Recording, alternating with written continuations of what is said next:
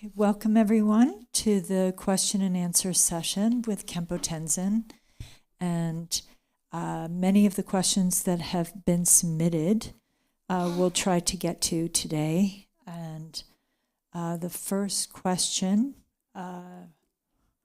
is, if we are trying to cultivate wisdom that does not discriminate among the three spheres, is there something we can do to further help those that have passed find their way to and through the Bardo? Yes, actually, the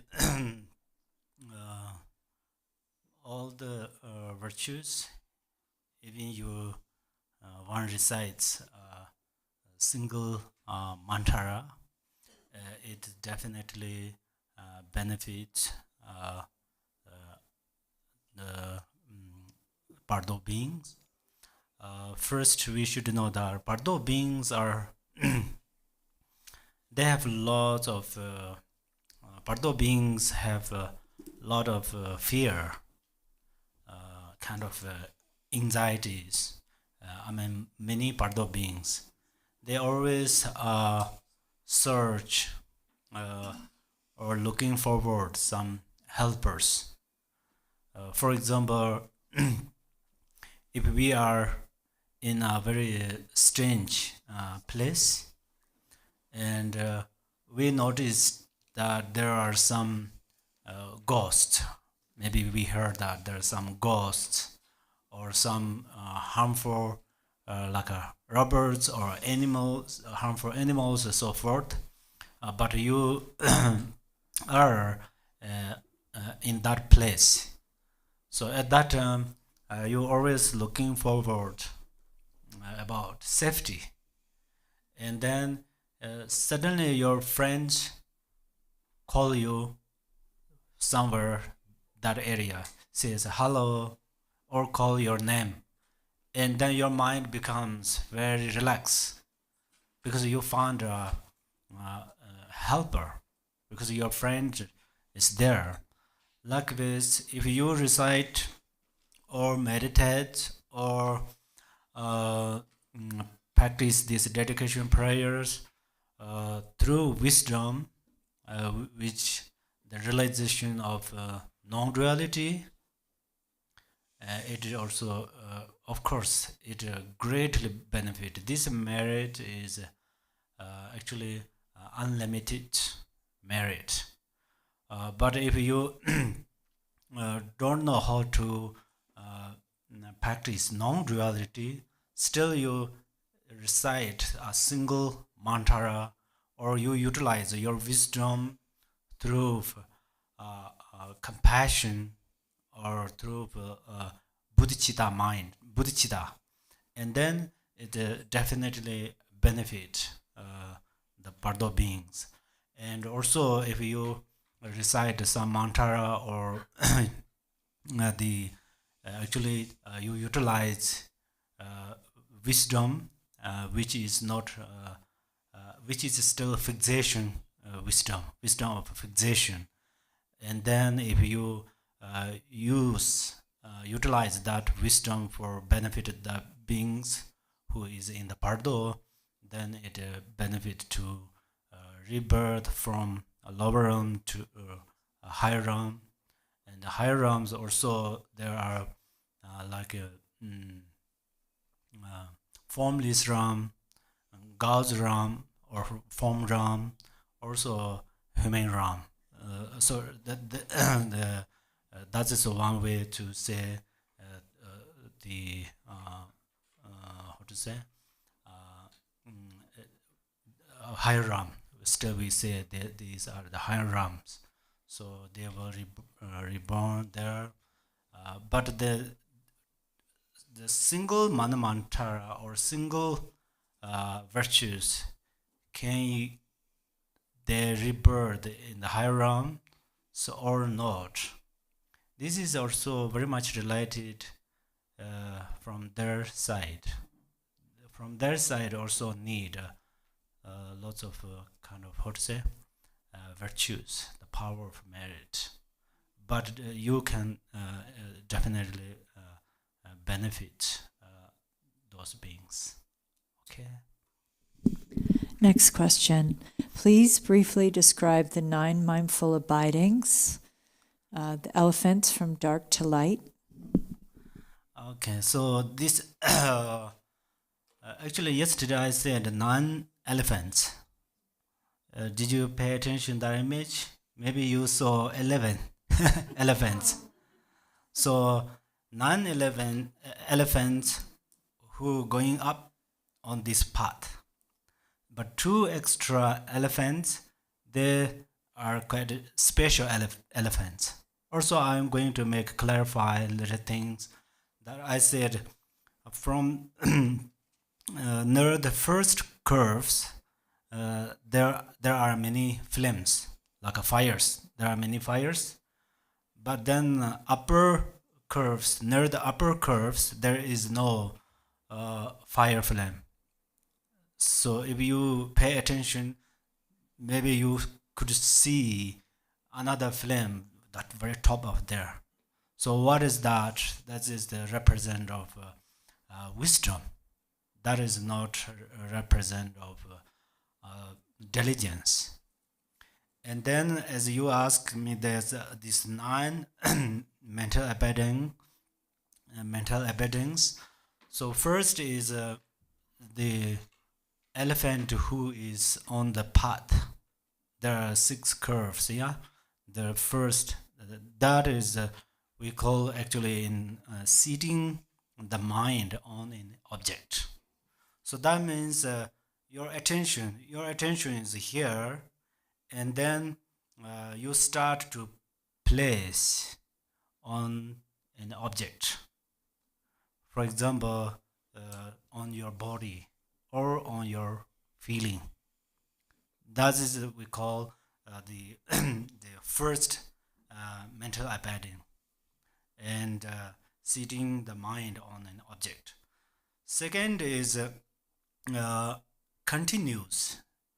Continuous, that means you place your attention on an object, then just you place your attention there, and then if you don't try to maintain there, then your meditation intention is become like a flies come here and flies away, something like that.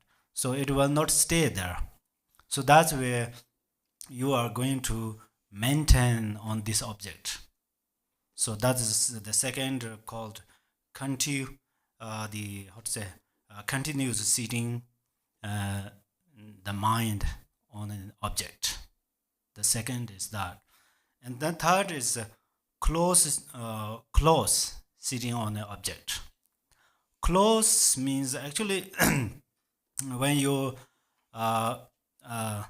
meditate or your attention placed on an object, then sometimes because of your agitation or your drowsiness, it take away your attention. So that's where we say mindfulness and attentiveness are important because they are antidotes of drowsiness and agitation. So this attentiveness is like a watchman looking where some thieves or something like that. So attentiveness always need to watch, be alert. So always watch if there are some distractions occur or another thought occur, it interrupts the mindfulness, then it should remove it. So in this case, close the mind means attentive attentiveness should support to your mindfulness. So then this the object of meditation and attention of meditation, So then they should be together very purely. For example, I'm here in the temple and to give answers. So at that time, I'm going to be with these answers. Otherwise, my body is here, mind is in somewhere in Chino Valley or somewhere.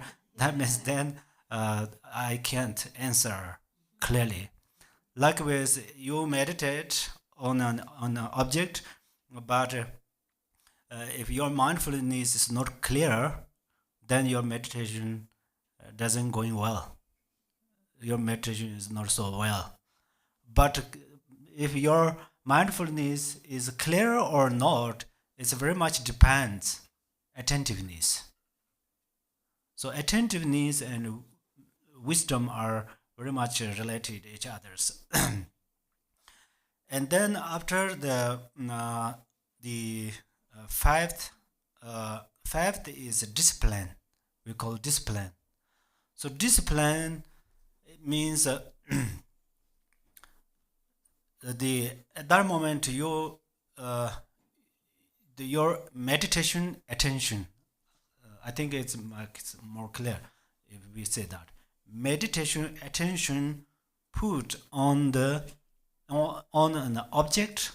At that time, you need some discipline. This discipline, actually, we can say outer, inner, but in the principal discipline is if that moment, attachment, aversion, ignorance, these are the gross obstacles of your mindfulness. So that's where if they occur during your meditation, then you are going to make discipline to your mindfulness. That means angry emotion occurs. At that time, your attention follow your angry emotion. That means your mindfulness breaks the law of the meditation. So that moment because your mindfulness lost its object. It follow the angry emotion. And then similarly, if attachment occurs during your meditation, and then if you don't hold your mindfulness in discipline of meditation, then your mindfulness lost its object. Then during the meditation, if ignorance occurs, then if you don't be alert, then your meditation, what happened? Sleep leads your meditation. You fall asleep. So that's where then, in brief, one lost one's object of meditation. So that's where the discipline is the number 5. It's an important one too. And then 6 is pacifying. Pacifying means when you place your meditation attention on the object, on an object. Pacifying means you are going to place very skillfully. That means you are going to avoid tightness. Too much tight, then you lost your meditation. If too loose, then you lost your meditation mind or mindfulness. Yeah. So that's where always when you relax on the or mindfulness relax on object of meditation, skillfully relax. That is, I have a small experience that in the water, I don't know how to swim forward, but I can lie down like this way. At that time, if I kind of not too much tight, too much efforts, but if but not too loose. If too loose, then my legs pull down my body, then I sink in the water. If I try to stand up, sit there, lie down there with through forcefully, there's no way. So that's where their balance is very important. That's where pacifying means when you relax or you meditate at that time. Of course, your body is important and also your mind is very important. So you are going to place very kind of skillfully. That means balance, not too tight, not too loose. That is that's very pacifying. And then there another is thoroughly pacifying. I think this is seventh. Yeah, thoroughly. Everybody knows. Thoroughly pacifying means first you at that moment you have a little bit. Uh, you are engaging with efforts, diligence. So your mindfulness is not very tight and very loose. But when you place on this object, at that time, the supporter of your mindfulness, it's a little bit kind of make efforts to stay there.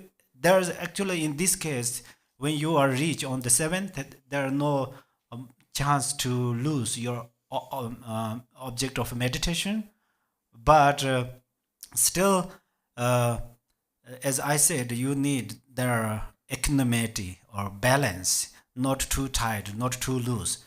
Who should make that? Or if there are too much, too loose, uh, make little tightness. If there are too tightness, makes little untight.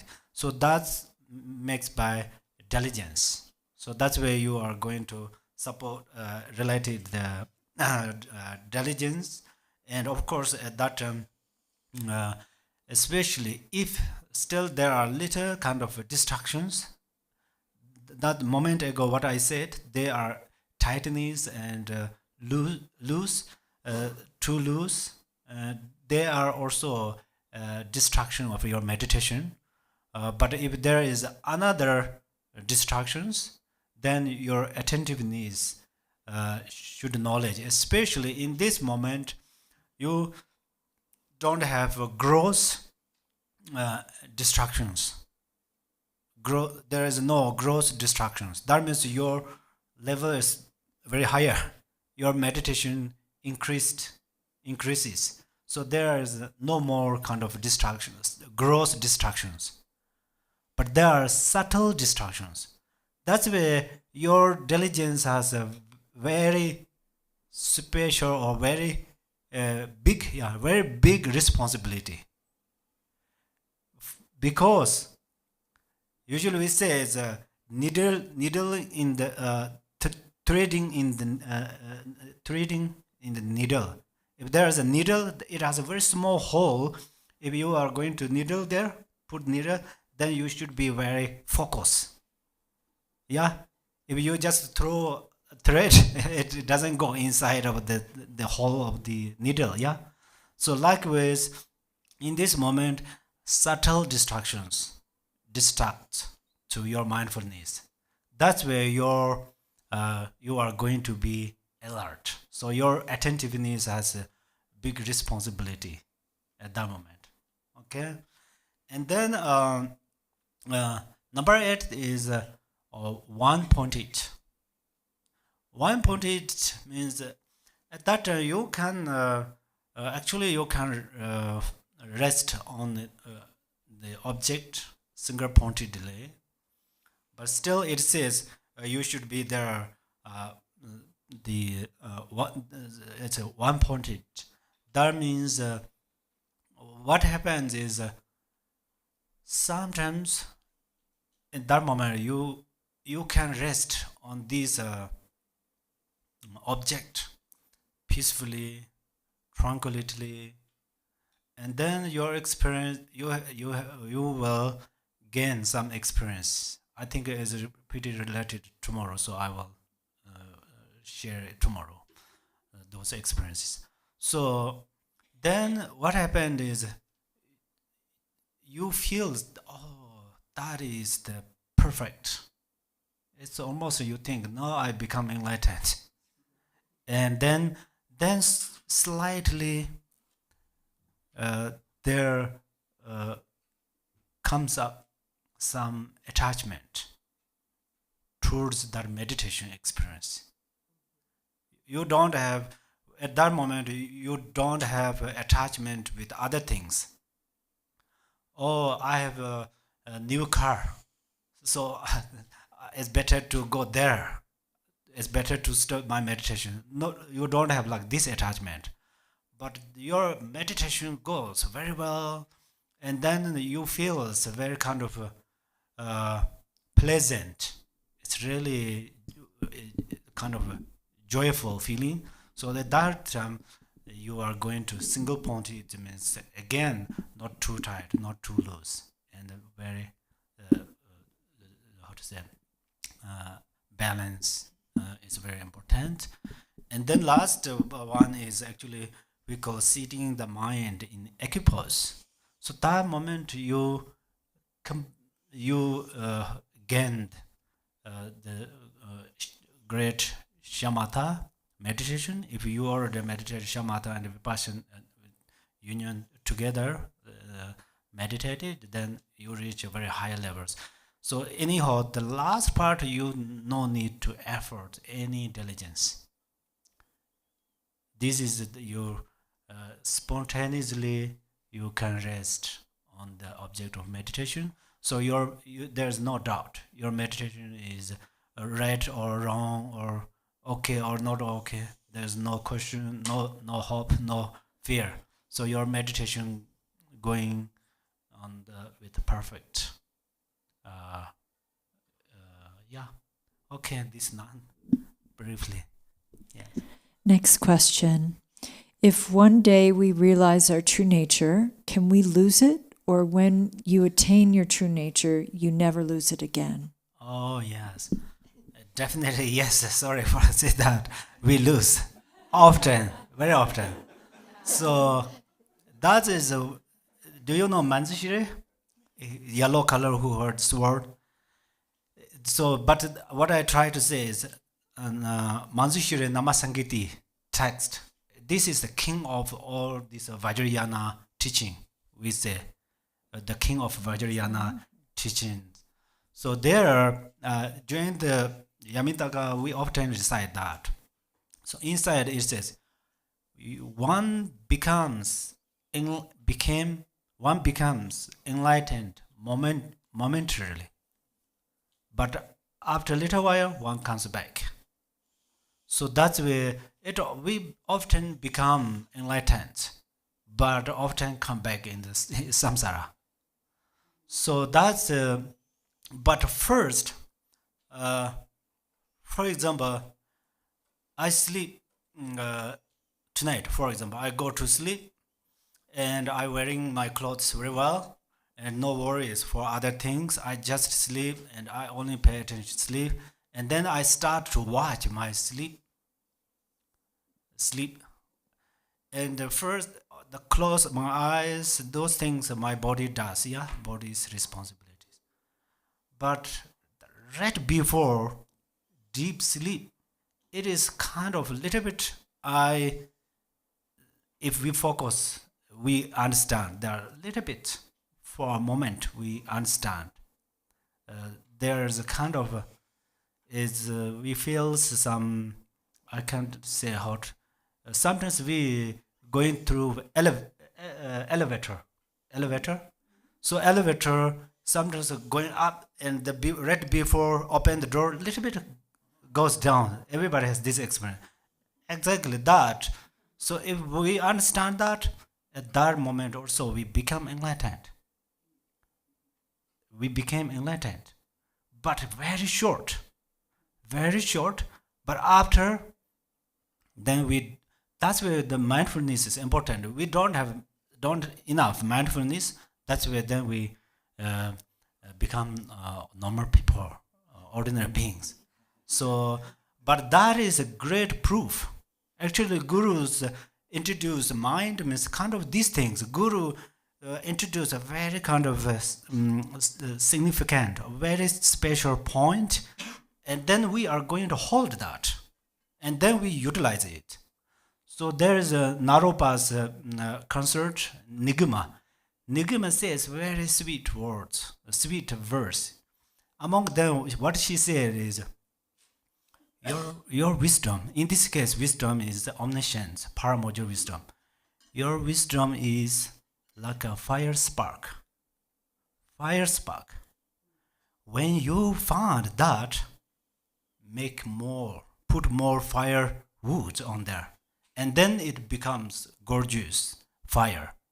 So that's why we said all these tankas, we see big fires. That means this is a representative of wisdom. So we have small things. Often we found small cities. We found often, but we don't maintain on there. The problem is only that. I think if we maintain that, then we become enlightened. So we found something inside. That's where Milarepa found the birth list. From where? Through forethoughts. He meditated impermanent, and then he gained the realization of deathless. This is really sweet. How did he find it? First he said, oh, I am afraid of death. That's where I was running on the mountainside. And then he said, I often think or meditate on the impermanence. I'm not sure when I will die. But he continually meditated on the, eventually he found deathless. So now I have no fear to death because deathless. So that's where special things we found through very in the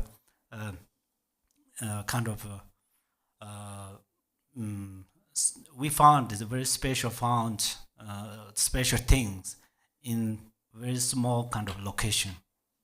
The example is there a very big door, two doors there, but the lock is very small. Key is in your hand. That is more small. So then what should you do? Little bit turn this, it's opened. It's like a magic, yeah. So the realization you can find like this way. At that time, if you don't ignore them, so then you will become enlightened permanently. Okay. Oh yeah. Next question. My daughter was killed in an accident at age 14. What is her karma of dying young, and what is my karma as a mother of losing her? Oh, yeah. Actually, this question is very exactly King Trusong Debzi. King Trusong Debzi, at the king of Tibet, asked Guru Rinpoche. This question is very sad. King Trusong Debzi has only one daughter. King Trusong Debzi is very kind of a well-known king, and he could invite Guru Rinpoche. He could invite George, the Khenpo Bodhisattva from India. So, but then he has only daughter. When she was 18, she was died. And then he asked Guru Rinpoche, why? I have only daughter, then she died in young. What happened? Guru Rinpoche said, oh, when you, me, Khenpo Bodhisattva, we are siblings in Nepal. There are the Bodhinatha that wants to. At that moment, there is one fly, like an ant, on the table, and you swept that. Remove that. At that time, you killed that fly. after you did not confess. You did not confess the non-virtue.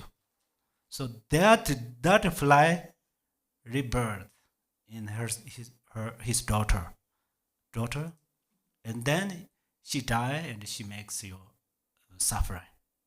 So that's where karma means like that. Karma cause and effect. So now what should you think is, she already passed away, and now you practice for her. You dedicate for her. But how should you dedicate?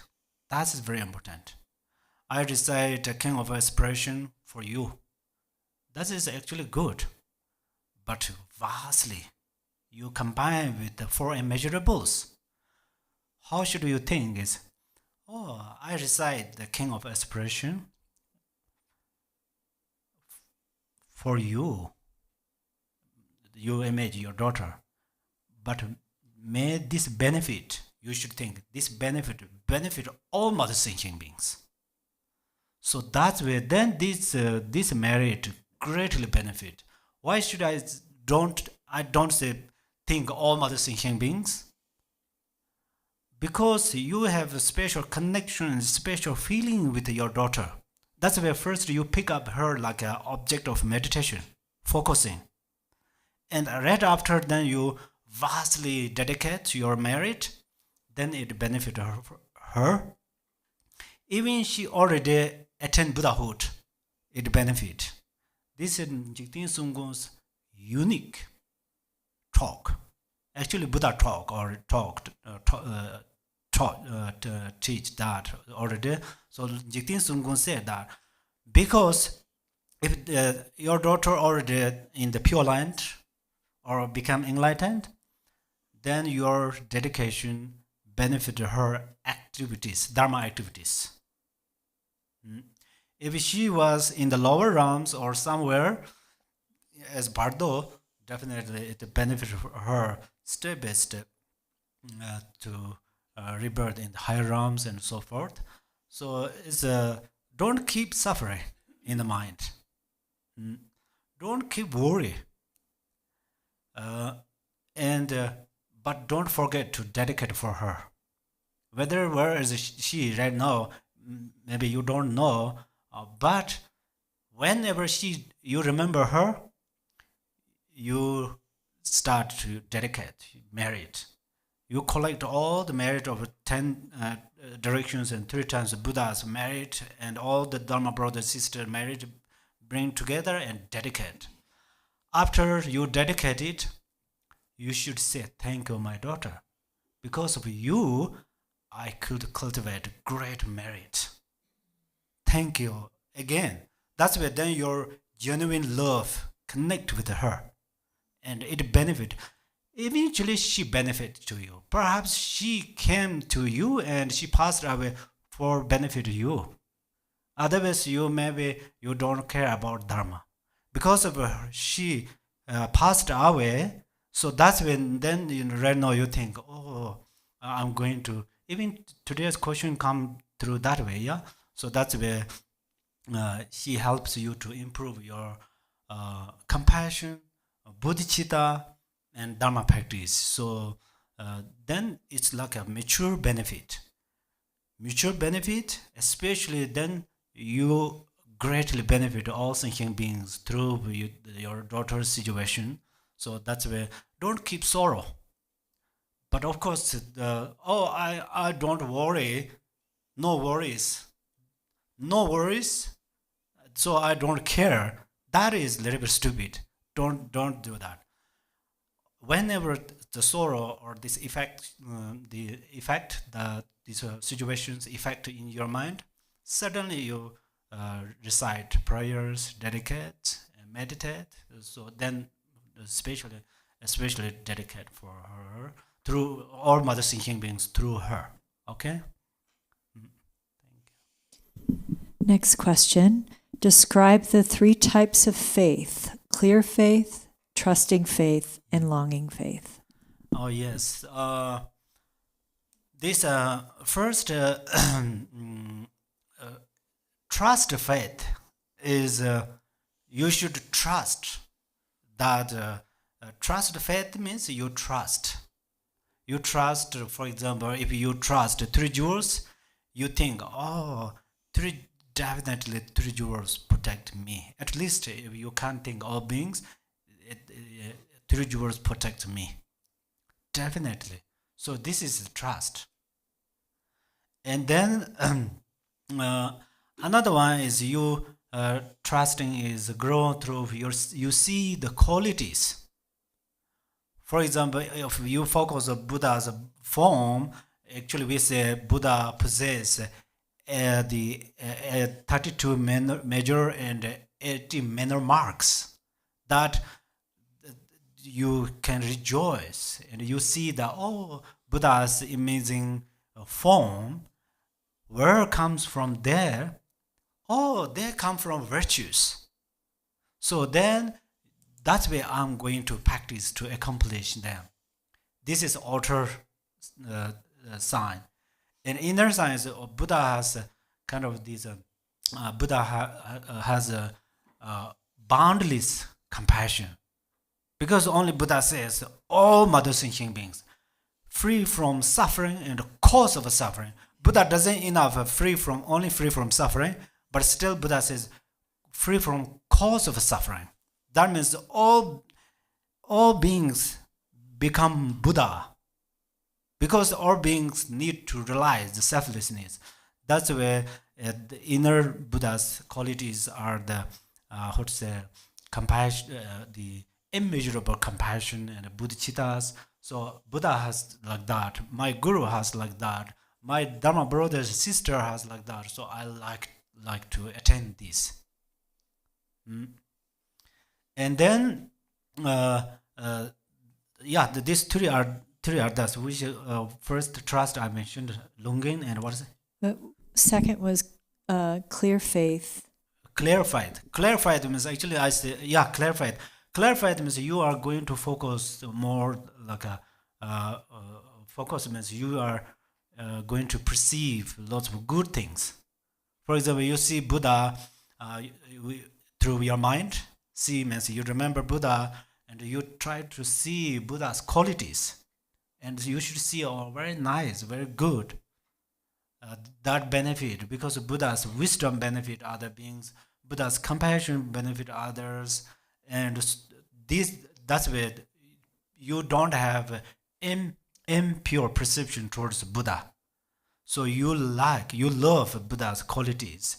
So that's where you see these Buddha's pure qualities. First you trust Buddha, and then this trust continually going with the rest of true faith.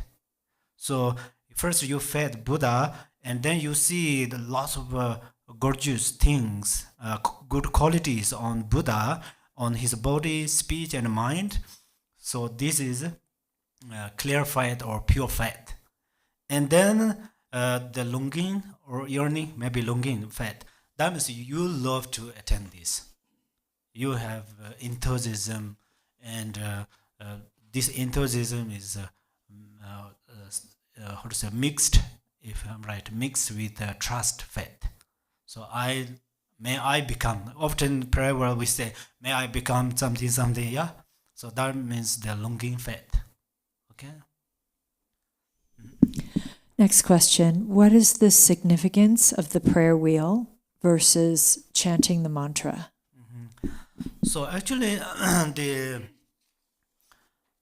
prayer wheel and chanting mantra is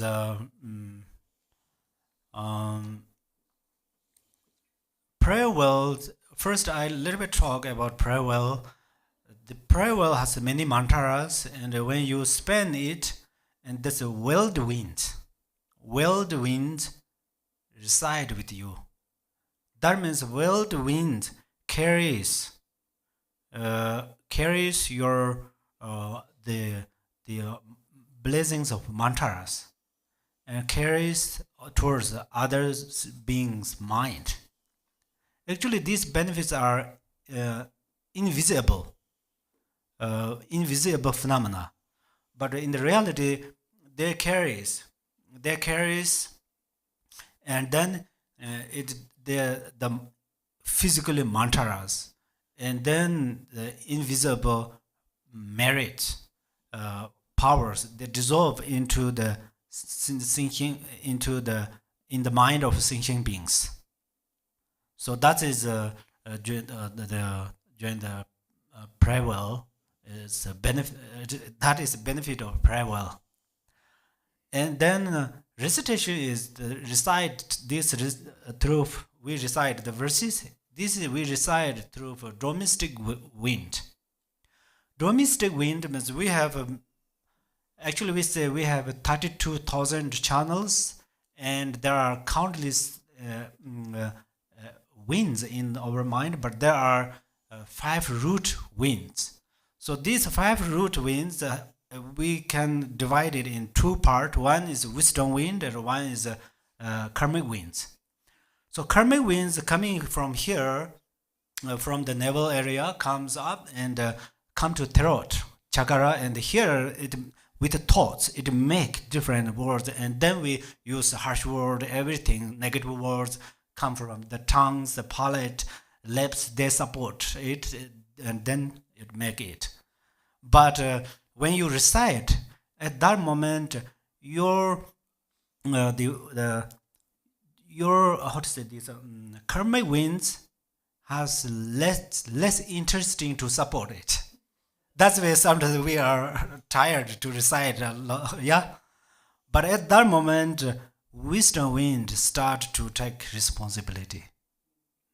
But wisdom wind is very gentle, humble, soft. So that's why it's quite hard to suddenly figure out by our brain.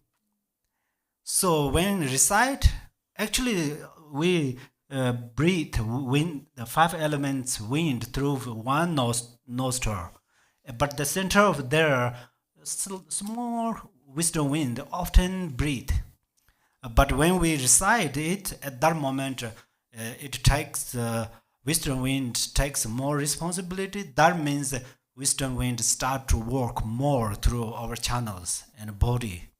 So that way, it has a great benefit.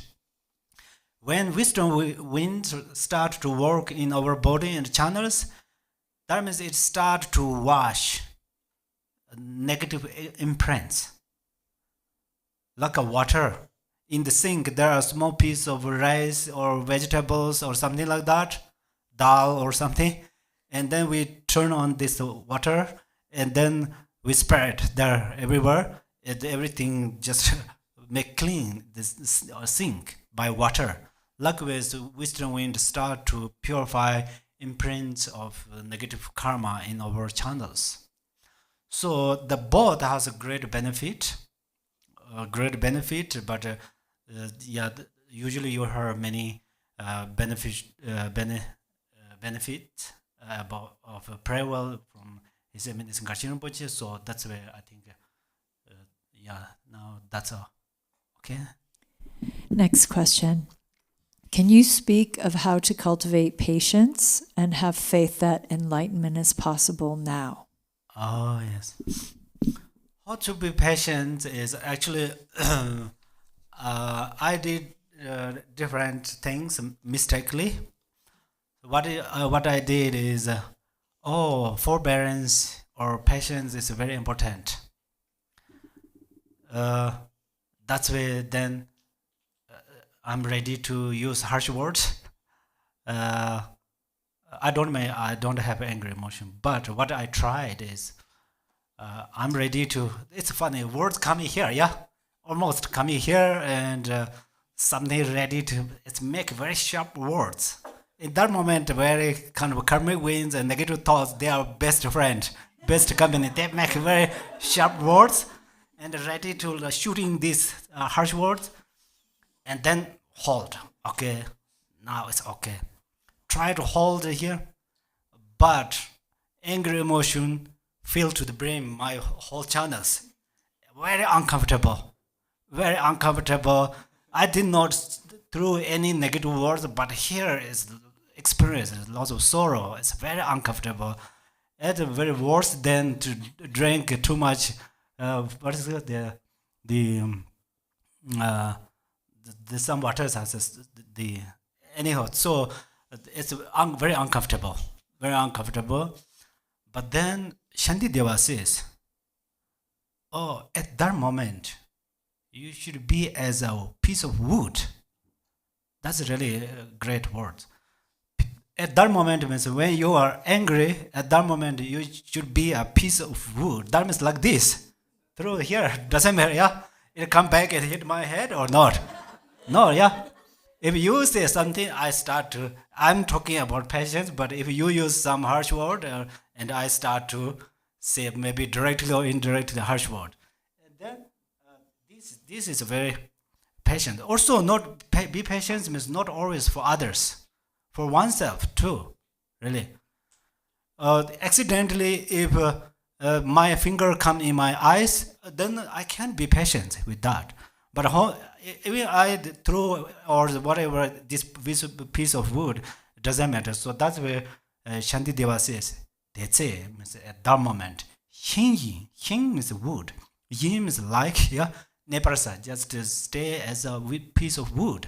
Even the cars going up the piece of wood or in just the wood, piece of wood in front of sun or rain or snow or in the wind or storms is always okay.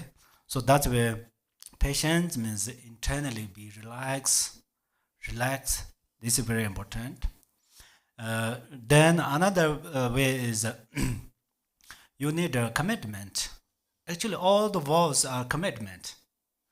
So every morning that is important, not only angry emotion. If you have a problem of angry emotion, then when you wake up, your commitment, only today I don't want to be angry.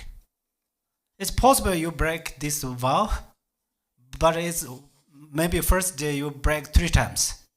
You keep going it. Second day maybe 2 times. Third day 1 times. Fourth day 0. Fifth day you become Shanti, peaceful, no angry. Angry is like a rabbit's horn. There is non-existing. So that is also very important when you be patient. And then there are lots of things from your side. You should also know. Okay, the angry emotion seems it's some helps, but most time it doesn't help so much. So that's one. And then second, what is it? Sorry. And faith in that enlightenment is attainable now. Oh yes. That's only that, yes. Otherwise, I will not teach you. Okay. Next question. When I was younger, I used to be deeply moved by anyone in pain, especially animals. But as I grew up, I learned to avoid wherever there is pain so as not to feel it. How do I deal with that pain if I don't avoid it? Yes, actually, this first, when you are young, you have great qualities. I really rejoice that. So sometimes I said that you should go to like a hospital. You should see some people die 1 time or 2 times, and then come back at your home, and then you practice, and then learn from their suffering, and then you bring this suffering in on the bugs or other beings. They can't speak only human language. Otherwise, they can speak, but they can't speak human language. That's why they can't say, "Please protect me, please help me." But their actions, sometimes actions is louder than what is it? Speaking or something. Talk, yeah, louder than talk. That's where they jumped or short react like a suffering or something like that. So anyhow, you should go back and try to save those beings. This is really helpful. Sometimes we say, "Oh, we need long life." The real longevity Buddha is in your hands. So that's where you save, protect other beings. It has great benefit. So I'm not going to talk why you have happened that, but I'm going to request you, since from today, if you have can to save other beings, you try to do. If you can't save their life directly, if you don't have time, uh, but you try to avoid to harm those beings. So that's I think important one. Next question. As a psychologist who works with a lot of people who suffer profoundly but are not Buddhist or would never believe in karma, how do I best help them? Actually, this is suddenly we cannot benefit, or sometimes if we can, we can't see the results. Sometimes we really can benefit them, but we can't help them, but we can't see the results. So that's where suddenly if you tell them, oh, if you do that, there's karma, and you break the karma, I think they can't accept it. I think they can't understand that. But if you that from the far away, how you help is when you recite these dedication prayers, uh, or not always. If you focus some who passed away, of course it's important, but sometimes you dedicate your merit for they understand the karma cause and effect. Do you understand? You recite some prayer books, or you recite or you meditate, and then you dedicate. For example, there is a person, he or she don't believe karma cause and effect, so you can't help directly that person to say, oh, there's a karma cause and effect, you really need to change your action. Maybe that person uh, don't doesn't agree to you, maybe use some harsh words or negative words, it makes more problems. So from you are here, you notice that, don't criticize, yeah, instead of criticize them, here you recite, may this person realize the law of karma. So you dedicate your merit. That is one thing.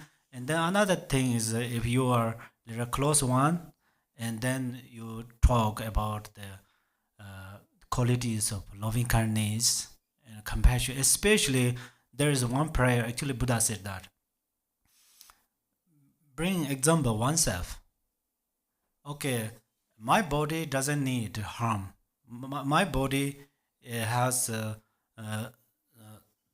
no, what to say, illness, no need sickness, no need suffering.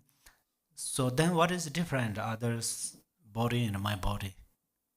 So there, in reality, there's no different. That's why you learn more about Dharma, especially you learn the Shantideva Bodhicaya Avatara. You learn more, and then you can find many methods how to help them, more than my answer. Okay, that's my hope. Last question. Do you teach Tumo here, and where can we learn it?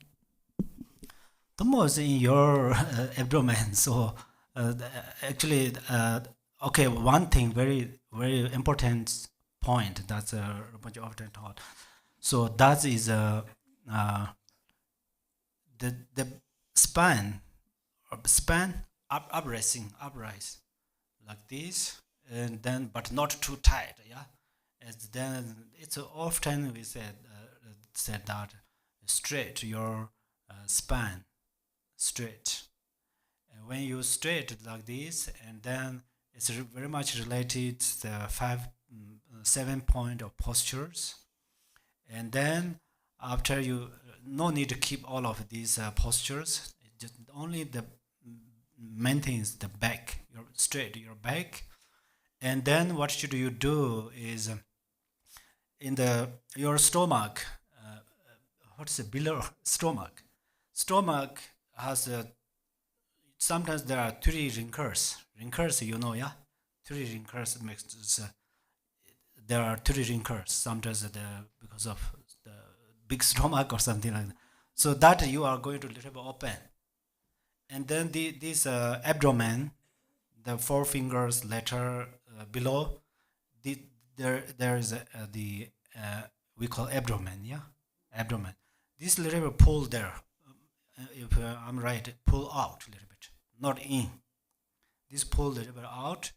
Then what happened is the upper wind naturally comes down, and then lower wind naturally comes up. So that's where then you have a west wind, or form of a west wind here. Is naturally very natural. No need different ways to give rise fire, Tumo fire. So you state like this: upper wind goes down, lower winds come up. These are very naturally contact each others, not fabricated. So then, at that moment, the inner wind naturally gathering in your abdomen area. So when the inner winds bring together, then there is automatically heat, or like a Tumo fire. Tumo fire also come there, because Tumo's place is over that area.